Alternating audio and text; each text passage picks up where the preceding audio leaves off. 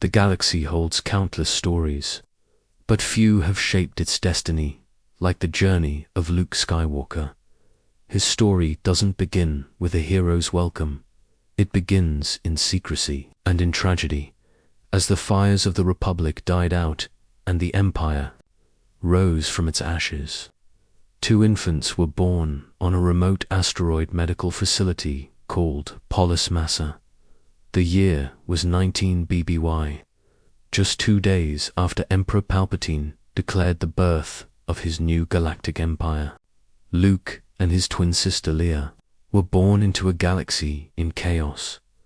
Their mother was Senator Padma Amidala of Naboo, who died shortly after giving birth. Their father, once the legendary Jedi Knight Anakin Skywalker, had already fallen to the dark side and become Darth Vader, the Emperor's fearsome right hand.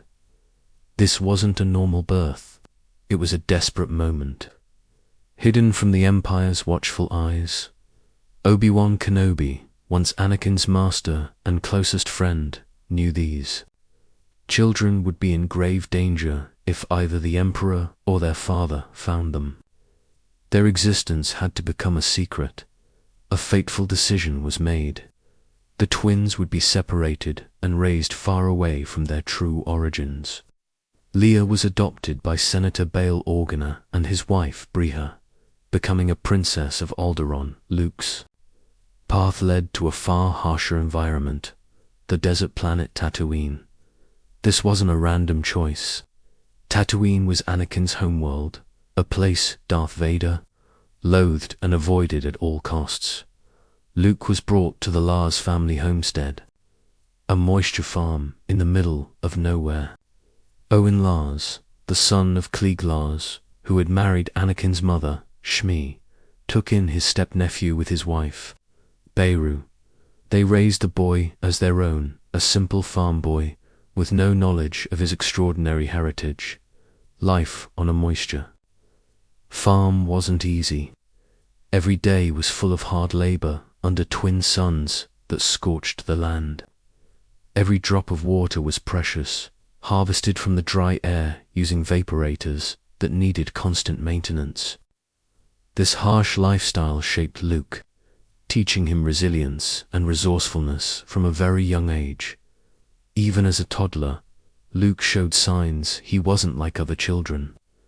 When he was just 3 years old, a Gamorrean raider attacked the homestead, in what could only be described as an unconscious use of the Force. Luke used his toy starfighter to distract the attacker, buying precious time for his family. No one recognized it then, but the power of his father flowed through him. Owen was determined to keep Luke grounded and away from the dangerous path that had consumed Anakin. Whenever Luke asked about his father, Owen would dismiss the questions with a simple lie. His father had been a navigator on a spice freighter. No mention of the Jedi, no mention of the Clone Wars, and certainly nothing about Darth Vader. But someone was watching over Luke from the shadows. Obi-Wan Kenobi, now going by the name Ben, had made his home in the Jundland wastes, living as a hermit. From a distance, he kept a vigilant eye on the boy. That vigilance proved crucial when Luke was 10 years old. A former Inquisitor named Reva, Sevender seeking revenge against Vader, tracked Luke to Tatooine. Owen and Beru fought desperately to protect their nephew, but the danger was real. In that moment of crisis, Kenobi revealed himself, returning to save the boy. This brief encounter would be Luke's first meeting with the man who would later change his life, though neither of them could have known it then. As Luke grew older, so did his natural talents. Like Anakin before him, Luke became an exceptional pilot with lightning-fast reflexes. The T-16 Skyhopper became his escape, racing through the treacherous beggars, canyon, and targeting womp rats in the desert. These weren't just games. For Luke, they were a taste of the freedom he craved. Tosh Station became his hangout, a place to meet friends and dream of adventures beyond the horizon. His closest friend was Biggs Darklighter, who shared Luke's dreams of leaving Tatooine. But not everyone was kind. Some local kids mockingly called him Wormy, never realizing they were teasing someone who would one day save the galaxy. With each passing year, Luke's desire to leave Tatooine grew stronger. He begged his uncle to let him apply to the Imperial Academy, not out of any love for the Empire, but simply as a way off the planet. Owen always refused, saying he needed Luke for one more season on the farm. Each refusal added to Luke's frustration, making him feel trapped in a cycle of dust and labor. One by one, his friends left for their own adventures. Biggs departed for the academy, promising to return with stories of the stars. Each departure made Tatooine feel smaller, more confining by the time Luke turned 17. His dreams of escape felt further away than ever, but eyes were still watching. In 2BBY. After a fateful duel, Obi-Wan Kenobi defeated his old enemy Maul. As he lay dying, Maul asked, "Is he the chosen one?" Kenobi's answer was simple: "He is." In that moment, as Luke went about his chores, unaware his destiny was being spoken into existence. The galaxy was changing. The Empire tightened its grip on thousands of worlds. The first sparks of rebellion were being kindled, and on a forgotten farm on a backwater planet, a young man with the blood of the most powerful Jedi ever born looked up at the stars, unaware that his own story was about to begin.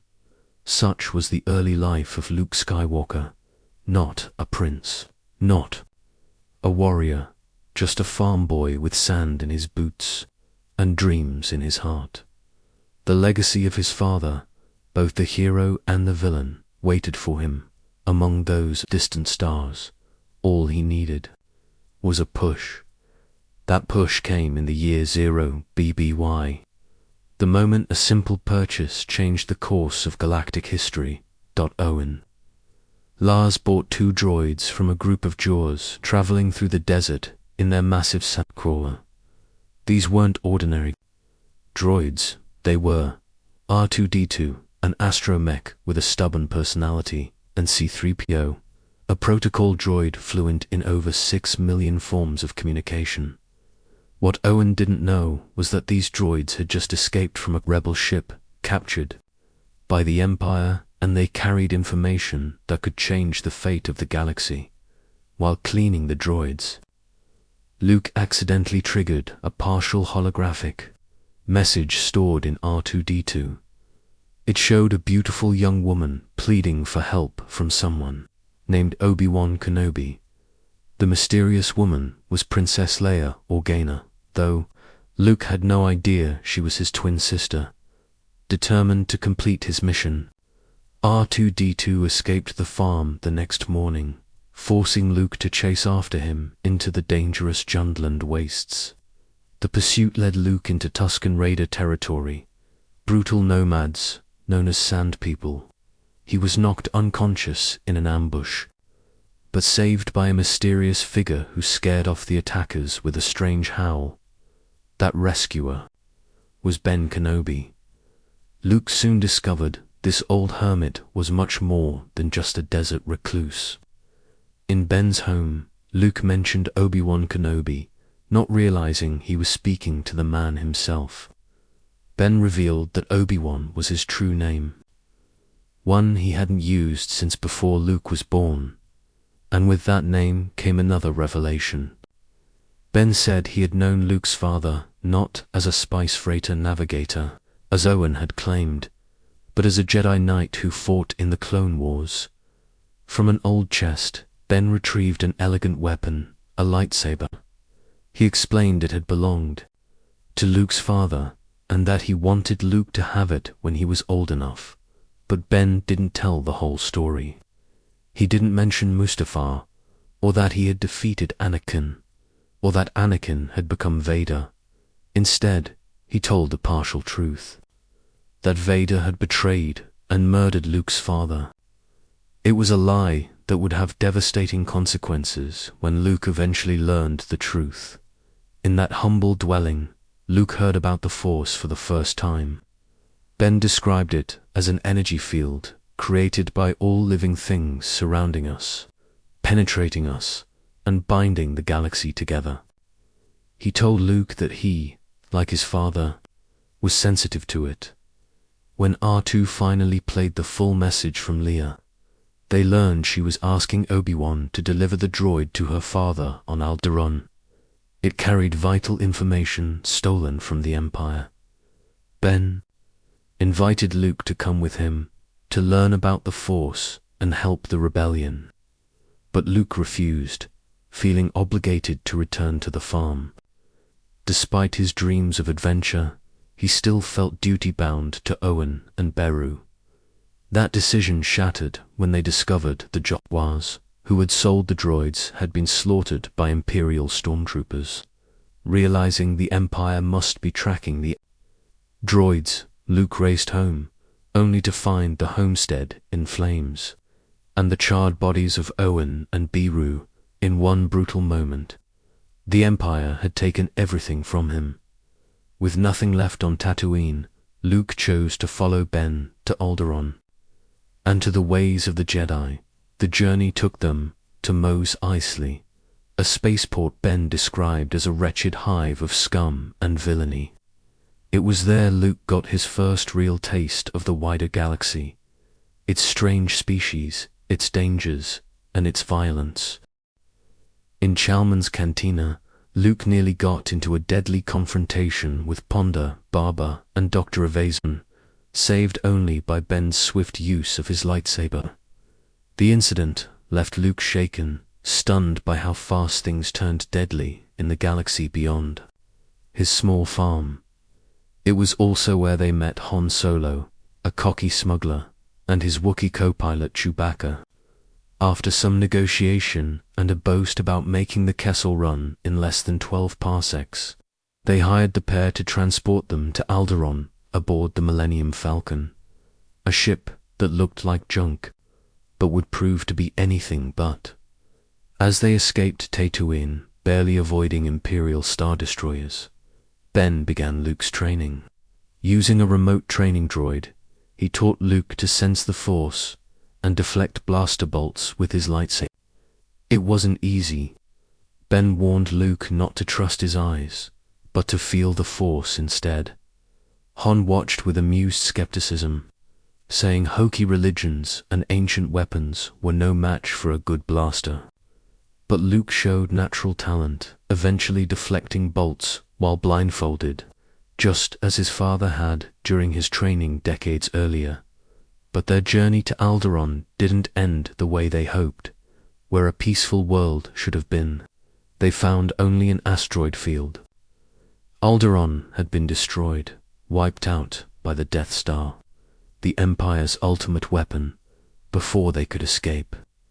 The Millennium Falcon was pulled into the battle station by a tractor beam. Hidden in the ship's smuggling compartments, they avoided capture for now. When R2 discovered that Princess Leia was being held on board and scheduled for execution, Ben went to disable the tractor beam alone. Luke convinced a reluctant Han to help rescue her, promising a reward. Disguised as stormtroopers, with Chewie as their prisoner, they infiltrated the detention level. But the plan quickly unraveled. Alarms sounded, and blaster fire erupted. When they reached Leia's cell, they were surprised she wasn't what they expected. Fierce, commanding, and brave, she blasted an escape route through a wall and led them down a garbage chute, trapped in a compactor. The walls began to close. Then, a tentacled creature, a Dianoga, pulled Luke underwater, just when it seemed they'd be crushed. C-3PO responded to their calls and shut down the compactor as the group escaped through the labyrinth of Death Star corridors.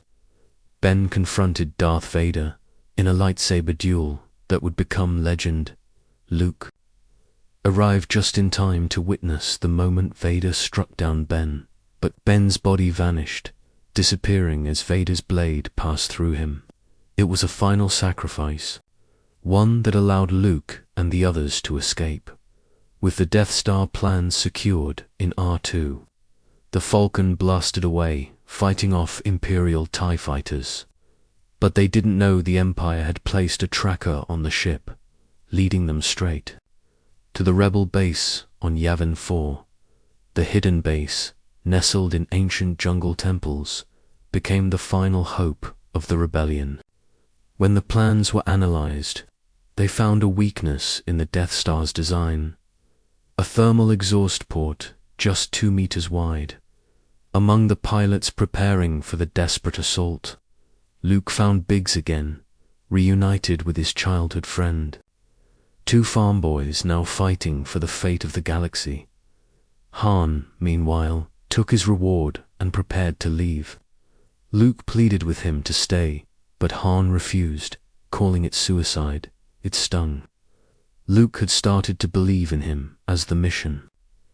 Briefing made clear this was a long shot.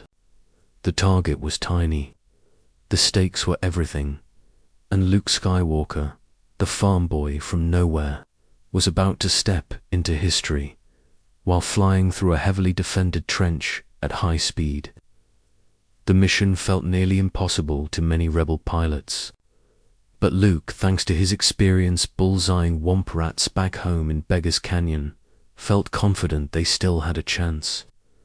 Taking the call sign Red 5, he climbed into an X-Wing fighter for the very first time. The sleek starfighter was far more advanced than his old T-16 Skyhopper, but the controls somehow felt natural in his hands. R2-D2, now serving as his astromech droid, was loaded into the socket behind his cockpit. Together, they joined the small fleet of rebel fighters launching from the jungle moon of Yavin to face the approaching Death Star. The Battle of Yavin began with a brutal wake-up call.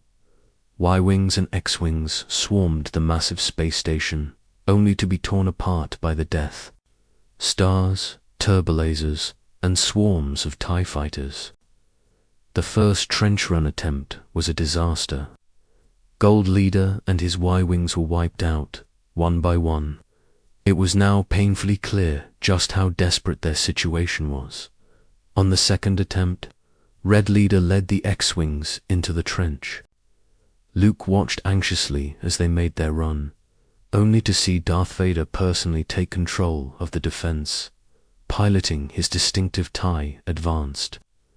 Red Leader's torpedoes missed the target by mere meters, and his fighter crashed into the Death Star's surface. With Red Leader gone, command passed to Luke, alongside Biggs Darklighter and Wedge Antilles. Luke dove into the trench for the final attempt. The narrow trench became a killing field. Vader and his elite pilots picked off the rebel fighters one by one. Wedge had to pull out after his ship was badly damaged. Moments later, Biggs's X-Wing exploded in a fiery blast. Luke was suddenly alone racing toward the exhaust port, with Vader closing in fast from behind. As the targeting computer locked onto the port, Luke suddenly heard a familiar voice. Ben Kenobi, somehow reaching out from beyond death, urged him to use the Force.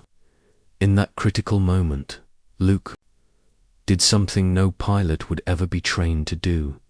He turned off his targeting computer. He chose to trust the Force instead of technology. The gamble paid off.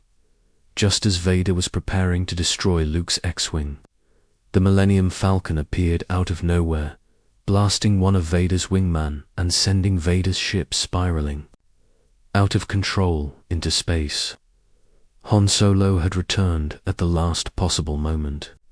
With the path clear, Luke fired his proton torpedoes. Miraculously, they curved into the exhaust port and vanished into the Death Star's core. The rebel fighters raced away as the station exploded behind them, sending a shockwave through space. It was the rebellion's first major victory against the Empire. And in that moment, Luke Skywalker went from unknown farm boy to the hero who destroyed the most feared weapon in the galaxy. Back at the rebel base, celebration filled the ancient stone temple. In a formal ceremony, Princess Leia awarded medals of bravery to Luke and Han as hundreds of rebels stood at attention.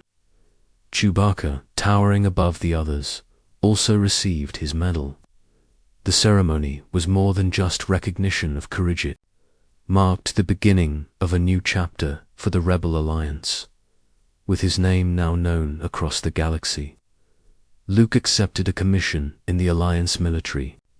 His piloting skills earned him command of Rogue Squadron, an elite group of starfighter pilots known for taking on the most dangerous missions. But even as he led battles against the Empire, Luke wrestled with the reality that his Jedi training had barely begun, alone, with no master to guide him. He practiced lightsaber drills, trying to recreate the lessons Ben had shown him aboard the Falcon.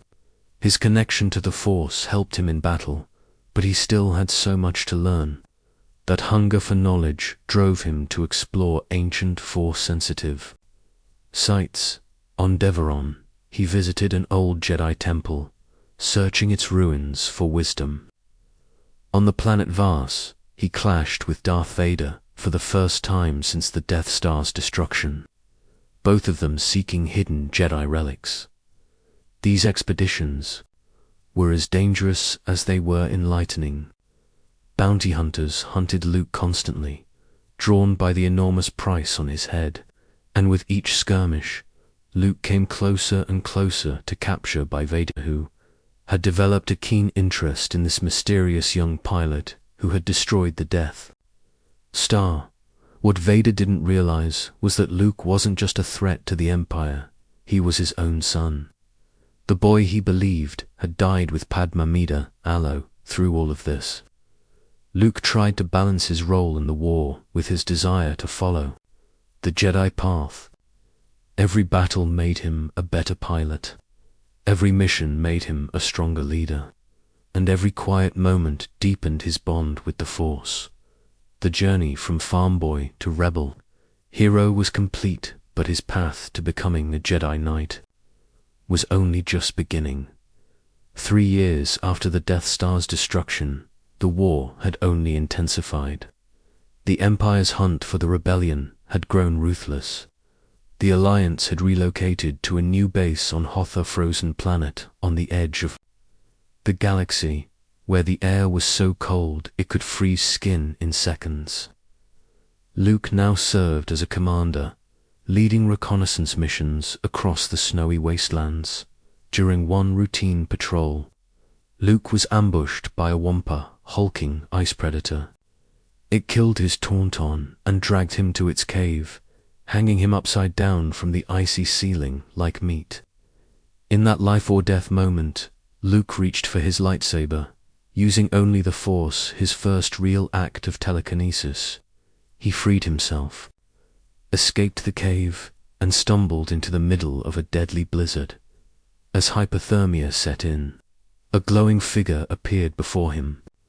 Ben Kenobi, his spirit, told Luke to seek out another Jedi Master named Yoda on a planet called Dagobah. Before Luke could say anything more, he collapsed. His life was saved by Han Solo, who braved the freezing night to find and shelter him inside the gutted body of a Tauntaun. After recovering in a Bacta tank, Luke barely had time to rest before the Empire arrived. Massive Atet walkers advanced across the snow, bombarding Echo Base. Luke led his snowspeeder squadron into battle, bringing down one walker with a tow cable before the base's defenses fell. As the rebels evacuated, Luke took a different path. Instead of heading to the rendezvous point, he set course for Dagobah. Dagobah wasn't on most star charts. Thick with life, the swamp world was unlike anything Luke had seen. His X-Wing in a murky lake, leaving him stranded. While setting up camp, he met a strange, small creature who seemed more annoying than helpful. But when Luke mentioned Yoda, the creature revealed that he was Yoda himself. The old Jedi Master had been testing Luke. His odd behavior was a lesson in patience. Despite his concerns about Luke's impulsive nature, Yoda agreed to train him. But the training wasn't what Luke expected. Instead of lightsaber combat or force tricks, Yoda focused on meditation, discipline, and emotional control. Luke's physical strength was tested too. He carried Yoda through the swamp on his back, performed handstands while levitating rocks, and learned to quiet his mind. Still, the training was difficult. One lesson, lifting his sunken X-wing from the swamp, ended in failure. Luke believed it was too heavy, and that belief became his limitation. Only when Yoda raised the starfighter himself did Luke truly begin to understand the power of the Force. But the most frightening lesson came when Yoda sent Luke into a cave strong with the dark side. Inside, Luke faced an illusion of Darth Vader. He struck it down, lonely to see his own face inside the mask. The Force was warning him. The darkness he feared was already inside him. Then came the visions. Luke saw his friends Han, Leia, Chewbacca in a city in the clouds. He didn't know the place, but the visions felt real. He couldn't concentrate. He told Yoda he had to leave, but both Yoda and Ben's spirit warned him he wasn't ready. Facing Vader now would be dangerous. It could be a trap. But Luke's loyalty to his friends was stronger than his fear. He promised he'd return to finish his training, and left Dagobah with R2-D2 heading for Bespin, Cloud City. Floating above the gas giant's surface looked peaceful when he arrived. But something felt wrong. Luke crept through its pristine corridors, drawn deeper into its industrial core. There, in the carbon-freezing chamber, he finally came face to face with Vader. The duel that followed pushed Luke to his limit. Vader was powerful, precise and clearly holding back. Their battle raged across catwalks and platforms, until Vader finally struck a devastating blow, slicing off Luke's right hand and sending his lightsaber falling into the abyss. Then came the truth. Vader didn't kill Luke's father. He was Luke's father. The revelation shattered everything Luke believed. His father wasn't a hero. He was the monster who had terrorized the galaxy for decades. Vader offered Luke a terrible choice: join him, overthrow the Emperor, and rule the galaxy as father and son.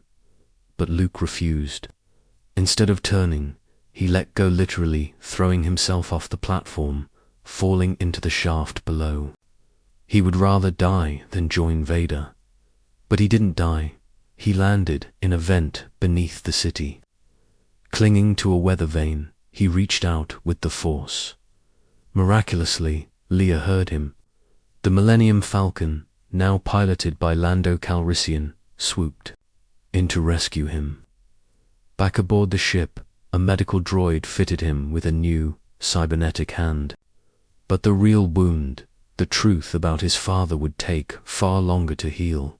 1 year later, Luke returned to Tatooine, not as a farm boy, but as a Jedi in training on a mission. He had come to rescue Han Solo from Jabba the Hutt, who still kept him frozen in carbonite as a trophy. The plan was meticulous. First, R2-D2 and C-3PO entered the palace, carrying a message from Luke. In it, Luke offered himself and the droids as gifts. Jabba ignored the offer and kept the droids. Next came Leia, disguised as a bounty hunter, delivering Chewbacca as a prisoner. She freed Han but got caught herself, and was forced to wear the chains of a slave. Finally, Luke arrived dressed in black, calm and confident. He used mind tricks to bypass Jabba's guards, showing just how far his powers had come. But he still underestimated Jabba. The floor opened beneath him, dropping him into the Rancor pit. The monstrous beast had killed dozens, but Luke used quick thinking and the force to crush it beneath the heavy gate. Jabba was furious. He sentenced Luke, Han, and Chewbacca to death by tossing them into the great pit of Carkoon, home of the Sarlacc, a beast said to digest its victims over 1,000 years. But Luke had planned for this at the edge of the pit. He gave R2-D2 a signal. The droid launched his hidden green-bladed lightsaber into the air. Luke caught it, ignited it, and leaped into battle. As he fought off Jabba's guards, Leia seized her chance, using the very chain that once enslaved her to strangle Jabba to death. The symbolism was powerful. With Jabba dead and their friends safe, the group destroyed the sail barge and escaped into the desert. The rescue wasn't just about saving Han, it was about Luke closing the circle, returning to Tatooine, not as a child, but as a Jedi. He had faced the past. He was ready for what came next. Keeping his promise, Luke returned to Dagobah, but Yoda was dying. His 900 years had caught up with him. Luke stayed by his side. Yoda confirmed what Luke feared. Vader was his father. With his final breaths, Yoda told Luke that his training was complete, but that he still had one final test to face. And before fading into the Force, Yoda whispered something more. There is another Skywalker.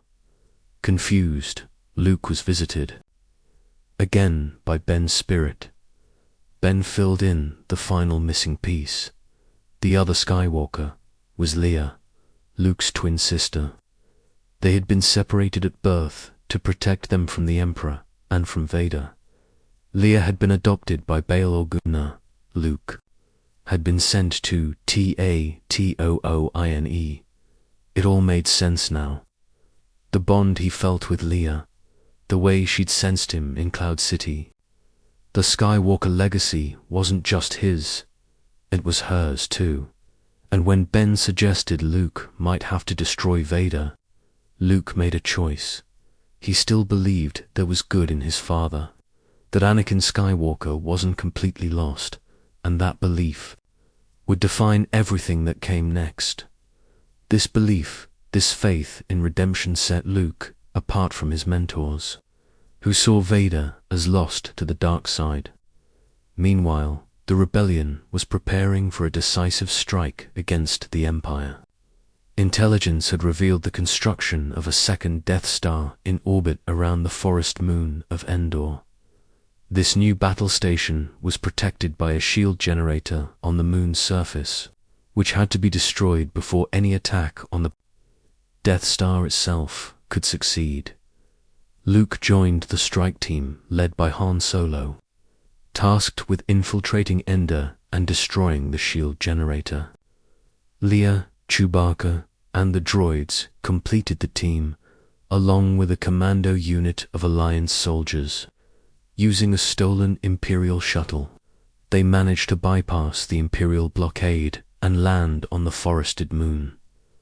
On Endor, the team encountered the native Ewoks, more bear-like creatures who initially saw the newcomers as enemies or potential food. But through a combination of C-3PO's translation skills and demonstrations of Luke's Force abilities, they convinced the tribal Ewoks to join their cause against the Empire, adding crucial local knowledge and surprising fighting ability to their forces. As the mission progressed, Luke began to sense Vader's presence. Realizing he was endangering his friends by remaining with them, he confessed to Leia that she was his sister and that Vader was their father. This burden now shared, Luke surrendered himself to Imperial forces, believing he could confront Vader away from the battle, and perhaps reach whatever remained of Anakin Skywalker. The gamble brought Luke face to face with his father once more in a forest clearing on Endor. Luke tried to appeal to the good he still sensed in Vader. For a brief moment, it seemed he might be getting through, but Vader's loyalty to the Emperor remained too strong. He dismissed Luke's plea and took him to the Death Star, where Emperor Palpatine awaited. The decrepit Sith Lord had orchestrated their meeting, seeing Luke as either a potential new apprentice or a threat to be eliminated. The throne room aboard the Death Star became the stage for Luke's greatest test as Palpatine tried to corrupt him through anger and fear. The Emperor revealed his most devastating trap. The rebel fleet arriving to attack the Death Star was flying into an ambush. The shield was still operational, and Imperial forces were waiting. From the throne room viewport, Luke watched helplessly as rebel ships were caught between the Death Star's firepower and the Imperial fleet. Palpatine pressed his psychological attack, encouraging Luke to take his lightsaber and strike him down, knowing that an attack born of hatred would push Luke toward the dark side. Luke's resistance eventually broke. He called his lightsaber to his hand and swung at the Emperor only to have his father's red blade block the attack. The final duel between father and son had begun. With the fate of the galaxy hanging in the balance, the lightsaber duel escalated through the Death Star's throne room. Unlike their confrontation on Cloud City, Luke initially held back, defending rather than attacking. He wasn't there to defeat Vader. He was there to save Anakin Skywalker. Even as red and green blades clashed, Luke continued to appeal to the good he sensed within his father. The Emperor watched from his throne, savoring the conflict. Each strike fueled by anger pushed Luke closer to the dark side. Each moment of hesitation from Vader signaled the internal struggle of Anakin Skywalker, fighting to break free from decades of darkness. The room crackled with more than just lightsaber energy. The very fate of the galaxy hung in the balance. Luke disengaged, refusing to continue the fight. He concealed himself in the shadows beneath the throne room platform, telling his father there was no need for this conflict. For a moment, it seemed his refusal to fight might actually work. Vader paused, perhaps considering his son's words. Then the dynamic shifted dramatically.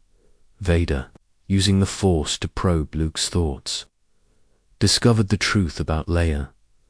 The realization that he had a daughter as well as a son gave the Dark Lord new leverage. He suggested that if Luke wouldn't turn to the dark side, perhaps Leia would. The threat against his sister shattered Luke's restraint. Rage erupted from the young Jedi. The calm, controlled Luke vanished, replaced by a whirlwind of fury. His attacks became relentless, driving Vader back across catwalks and downstairs. The green lightsaber struck again and again, beating down Vader's defenses. The Emperor smiled from his perch, witnessing exactly what he had hoped for. Luke embracing his anger. The brutal assault culminated when Luke slashed through Vader's wrist, sending his father's mechanical hand and lightsaber tumbling into the depths below. The parallel was impossible to miss. Luke stared at Vader's severed hand, then at his own black-gloved mechanical hand, the result of their previous duel. In that instant of clarity, Luke saw the path he was walking, a path that led directly to becoming what he had sworn to defeat. The Emperor descended from his throne, his withered face twisted in triumph. He urged Luke to complete his journey to the dark side by killing his father and taking Vader's place. The galaxy would be his to command, if only he would embrace hatred as his ally. Standing at this crossroads, Luke made the decision that would define not just his life, but the future of the Jedi. He deactivated his lightsaber and tossed it aside. With quiet determination, he declared himself a Jedi like his father before him. He would not kill Vader, would not surrender to hatred. He chose compassion over power, mercy over vengeance, even knowing it might cost him everything. Palpatine's reptilian smile vanished. If Luke wouldn't turn, then he would die, raising his gnarled hands. The Emperor unleashed Force lightning blue electrical energy that engulfed Luke in agony. The attack wasn't designed for a quick kill, but for prolonged suffering. Luke collapsed to the floor, writhing as the lightning continued to course through his body, through waves of pain. Luke called out to his father for help. Vader rose to his feet, watching his son being tortured. The Emperor intensified his attack, promising Luke a slow death. In this moment of ultimate crisis, something shifted within the Dark Lord of the Sith. Perhaps it was seeing his son willing to die rather than turn to the dark side. Perhaps it was hearing Luke's pleas for help, so similar to how Pam had once pleaded with Anakin before his fall.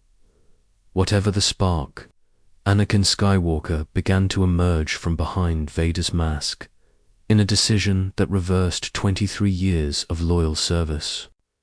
To the Emperor, Vader seized his master. Despite the lightning now redirected at him causing critical damage to his life. Support systems. So Anakin lifted Palpatine over his head. With his remaining strength, he carried the Emperor to a nearby shaft, and threw him into the abyss. The Sith Lord fell, screaming, into the Death Star's reactor core where his body erupted in an explosion of dark Force energy. The act of saving his son cost Anakin everything.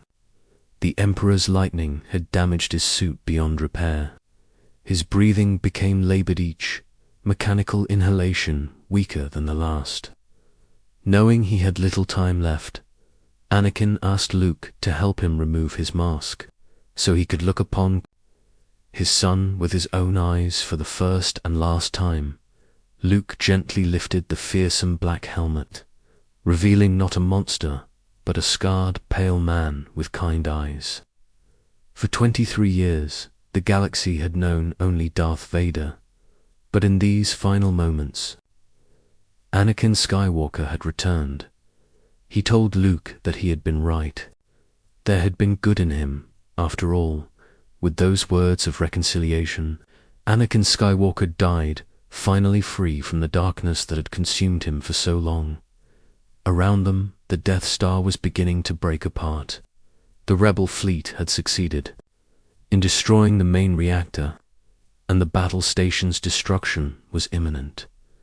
Despite the danger, Luke refused to leave his father's body behind.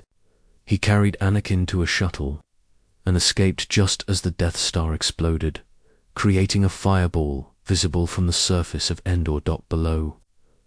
On the forest moon, the celebration had already begun.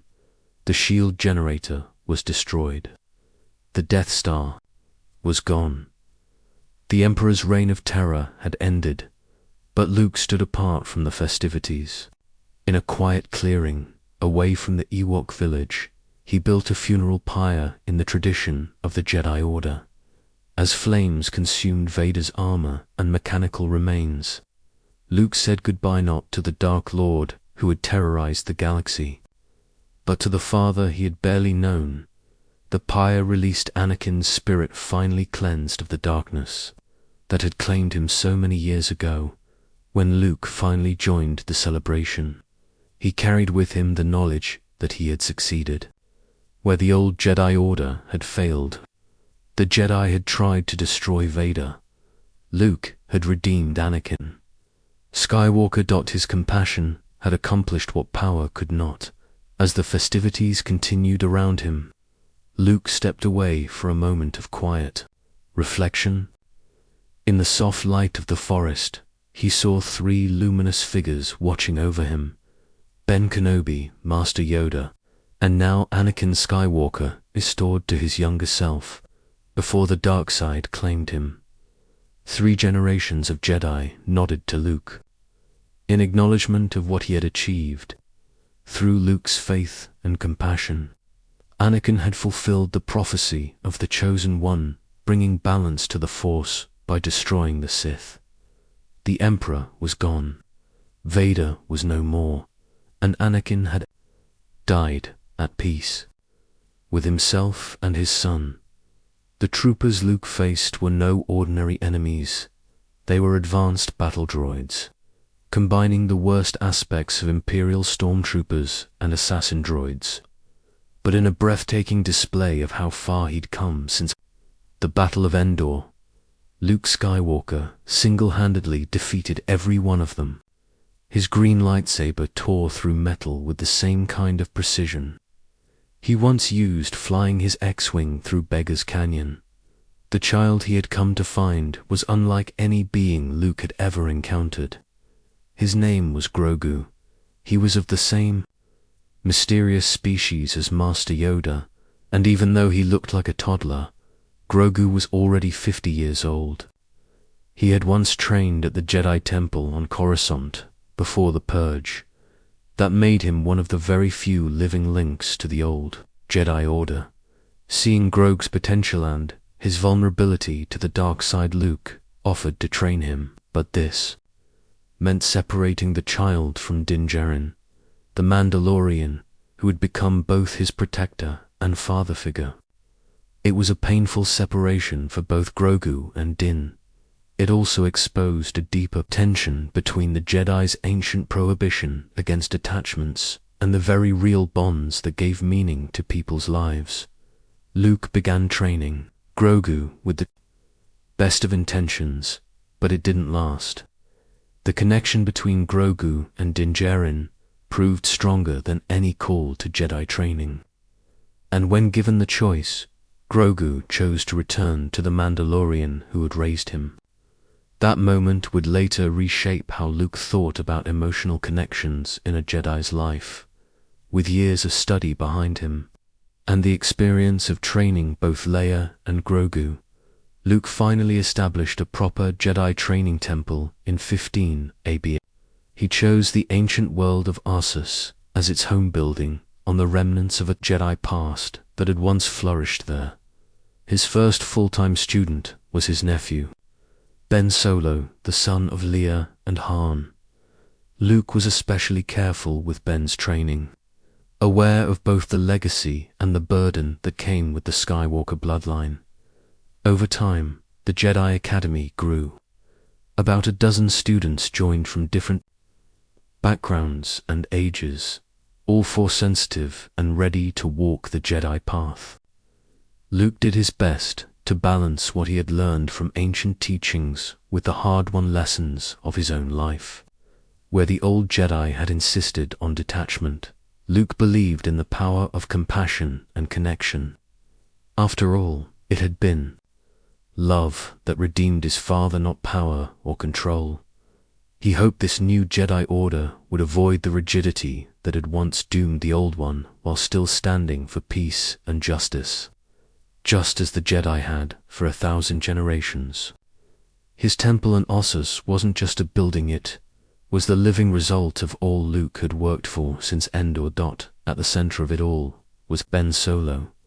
But Ben wasn't just any student, his training was also a kind of intervention. Leia had sent him to Luke after sensing the darkness growing inside her son. Ben had always been troubled by nightmares, emotional outbursts, and a deep sense of unrest. Leia and Han had done their best, but they weren't Jedi. Luke was their only hope. From the beginning, Ben showed incredible potential. His connection to the Force was stronger than any other student's, stronger even than Luke's in some ways. Luke took great pride in Ben's progress. They formed a close bond. Often, Luke would take Ben with him on expeditions to recover lost Jedi relics, leaving the others at the temple together. They explored forgotten outposts and ancient ruins, recovering holocrons and texts long thought lost. It made their connection deeper, and it accelerated Ben's training. But it also planted the seeds of future disaster at Leia's request. Luke had kept a major secret from Ben, the truth about Darth Vader. Ben knew his grandfather had been a Jedi named Anakin Skywalker. He didn't know that Anakin had fallen and become one of the most feared Sith Lords in history. Luke thought he was protecting Ben, but when Ben discovered the truth from somewhere else, it felt like betrayal. The first real crack came in 19...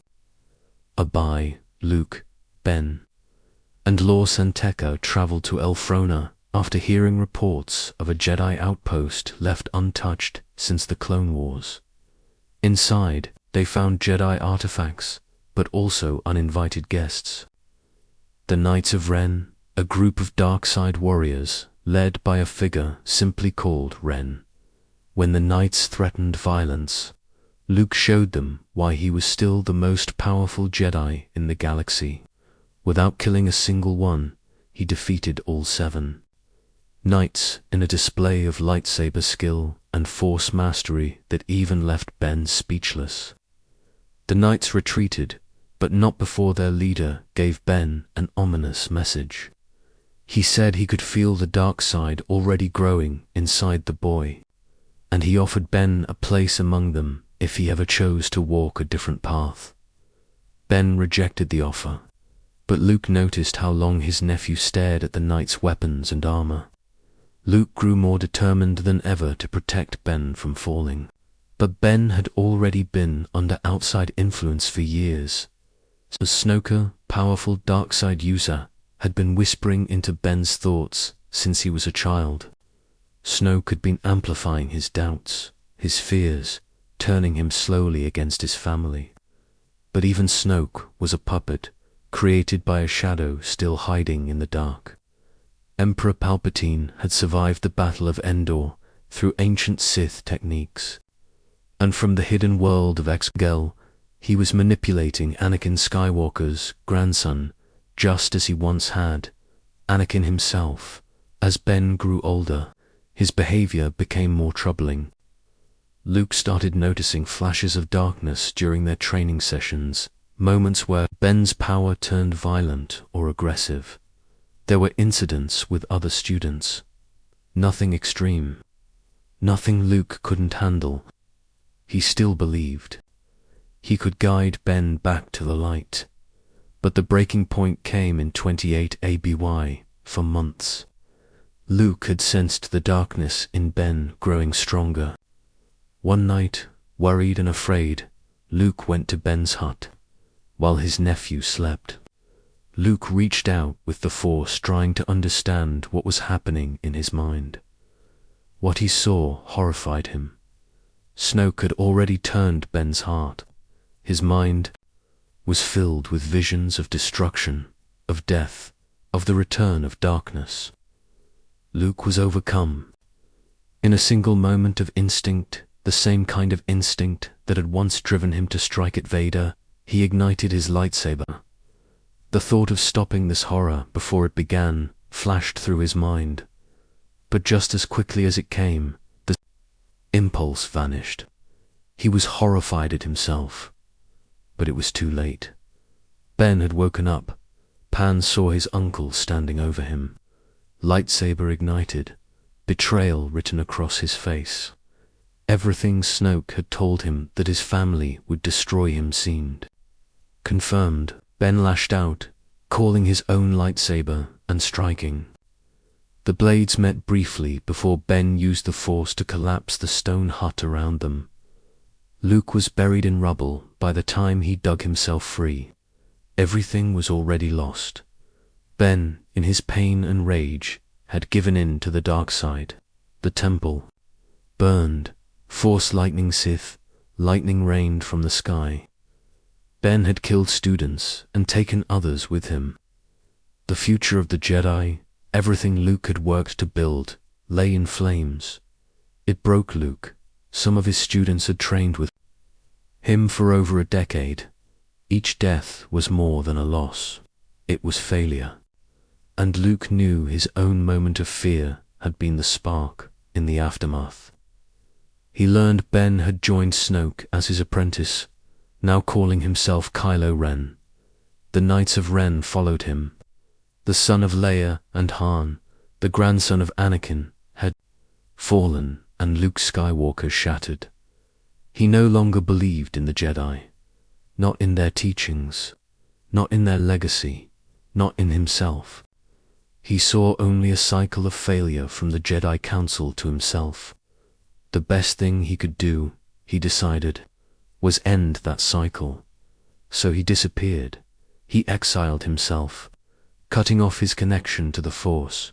He left behind a map scattered across fragments of the galaxy, so no one could easily find him. Then he took his X-Wing to Octu, the site of the first Jedi Temple. He landed on a remote island and sank the ship in the ocean. Among the stone huts of the ancient Jedi, Luke planned to spend the rest of his days in silence. The Jedi would die with him. He brought the sacred Jedi texts, but not to study them. He would keep them so that their knowledge would end with him. For 6 years, Luke lived in isolation. The galaxy continued on without him. The New Republic failed to learn from its past, and the First Order rose from the ashes of the Empire. And still, Luke remained in hiding, until one day, in 34 ABA, a young woman arrived. Her name was Rey, and the rest of the story was only just beginning.